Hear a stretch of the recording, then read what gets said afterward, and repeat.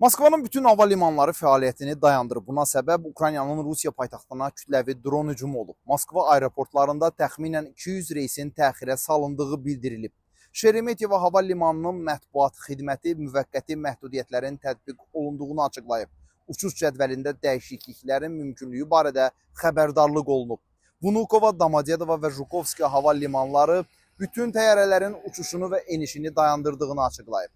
Bütün hava limanlarında xalça planı tətbiq edilib. Bu arada Moskva meri Sergey Sobyanin gecə yarısından bəri Moskva istiqamətində uçan 10 dronun vurulduğunu bildirib.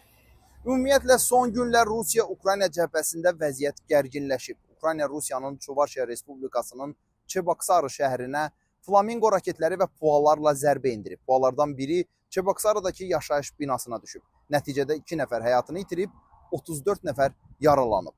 Rusiya Müdafiə Nazirliyi son sutka ərzində Ukraynanın müdafiə sənayesi obyektlərinə və yanacaq energetika komplekslərinə yüksək dəqiqlikli silahlarla zərbə endirdiyini açıqlayıb. Bundan başqa, Rusiya Müdafiə Nazirliyi hava hücumundan müdafiə sistemlərinin son sutka ərzində Ukraynanın 6 Flamingo uzun mənzilli qanadlı raketini və 601 puasını vurduğunu bildirib.